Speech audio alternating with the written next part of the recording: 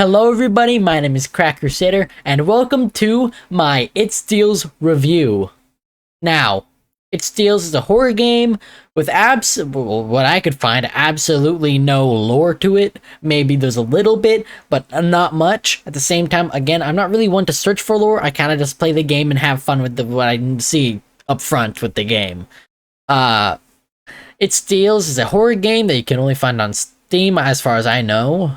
Might be on other platforms like Epic Games, but as far as I know, it's only on PC. It Steals is a 5-level game. Like, there's 5 levels to it, which 3 of the levels having like an extra difficulty to them.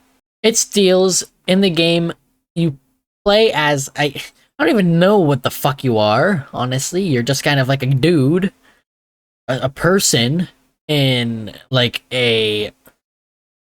some sort of checkered place. It could be a restaurant, could be a mall.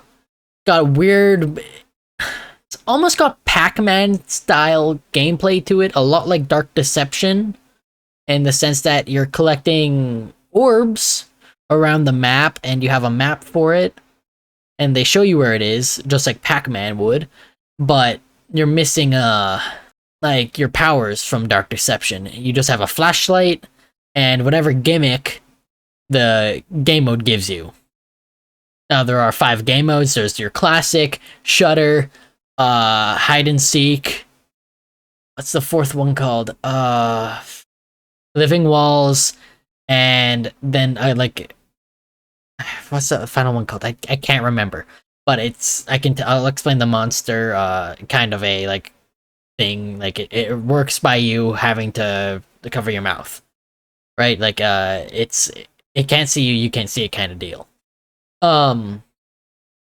Anyway, so every time you beat a level, there's a little bit of what seems to be lore. Like, it almost seems like you're stuck in purgatory or like some sort of hell, and you're kind of just stuck repeating the same thing over and over and over, like dying in different ways, because no matter what, you can't really seem to win an encounter, because if you collect all the dots, you always seem to have like a little end screen or something that you end up dying in, and then you kind of just go back and do the next level.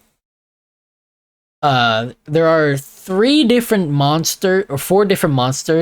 Shutter and the classic have the same monster. Then there's a new one for hide and seek, a new one for living walls, and obviously the silent monster, or the one that can't see. Anyway, gameplay wise, again, really simple controls.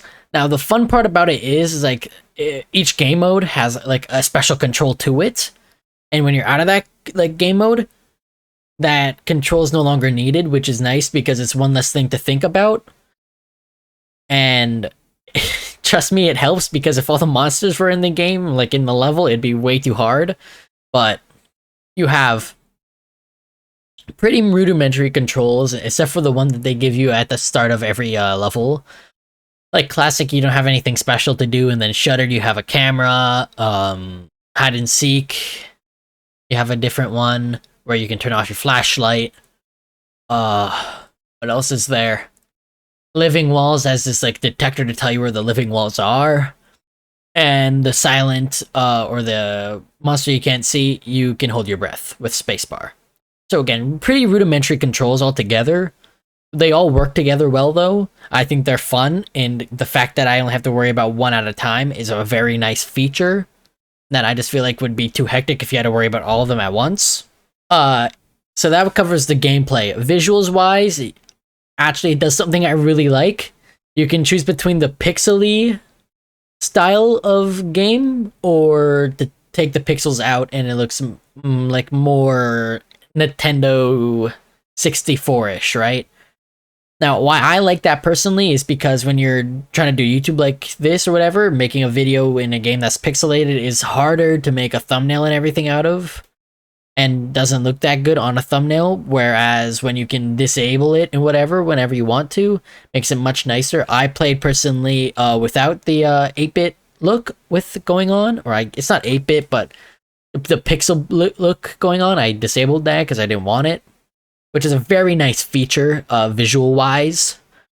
But overall, it's again nothing too out there. It's an indie game, but for the fact that you can take it like the pixels off and on, I think that's a really nice detail that I'm obviously gonna rate this game a little higher for. And also, going back to gameplay, the game is scary as hell. It is terrifying for a game that has absolutely no lore. The monsters don't really have anything to do. They're just kind of there when you click the level. It's just that's the monster. I have no clue. It is terrifying. These Pac-Man horror games, I'm surprised there's only like a few of them made for the things you can do, because like you have to think about it. You're playing in a maze, which is scary because you have to memorize the maze. That's a big thing. Is that it's not like the mazes constantly change; they're the same. But when you are having troubles because you're so scared and you're frightened and you don't know everything that's happening. For instance, when I was doing Living Walls, that was the longest one that like it took me the longest to figure out the map layout. Just because if there's a wall in your way, you almost want to go around it. And you can't always do that. So sometimes you have to just go right through it. And if it activates and gets angry at you, you just gotta hope you don't run into another one. But it's because, so that's really scary, and it's really nice that, it's so scary, because it's honestly the scariest game I've ever played. And like, horror-wise, I have, like, a few games I have, like, rated, like, my favorite horror games. My favorite horror franchise I've ever played was Dead Space. Dead Space 1 and 2, I thought they were the scariest games I've played. And also, they were the most fun games I've played. Like, don't get me wrong, Dead Space is still, like, 1 and 2 are still my favorite horror games of all time, but It Steals is my third. It Steals is super scary, super fun to play. I had a blast playing it. I rage quit at times because I just got so frustrated with it because of how just difficult it could be. I think it's a great game if you have the, I think $20 it is to pay for it. Definitely worth it. Actually, it might not even be $20 here. I'll pull it up on Steam real quick. Oh, it's, you know what? Never mind. It's much cheaper than I thought. Much cheaper than I thought. It is only $5.69. I know, the funny number. Anyway, if you have $5, $6, let's say $6 laying around, and that's Canadian, by the way, to buy this game, go ahead and buy it. Honestly, for $5 is an absolute steal. I would, like, if I was the creator of the game, I would charge like $10, $15 because it is an absolute blast to play. It is scary. Like, honestly, horror-wise, I think it was wonderful. Anyway, the review part, or the rating, I give it a 92%. Ever. 92%. It is fun as hell to play. Scary. Not that hard. It's got a new gimmick for every level. That's not really... It's not bad at all. Like, the only gimmick that I kind of got frustrated with was the Living Walls because it wasn't exactly clear on how to use it, but at the same time, it kind of makes sense on how to use it. If you play the game, you'll understand. I don't really want to give away too much spoilers. But yeah, honestly, I had a fun time playing the game. If you have $5, $6, whatever it is, pick it up. But yeah, that's my review, and I hope to see you in the next one. Bye.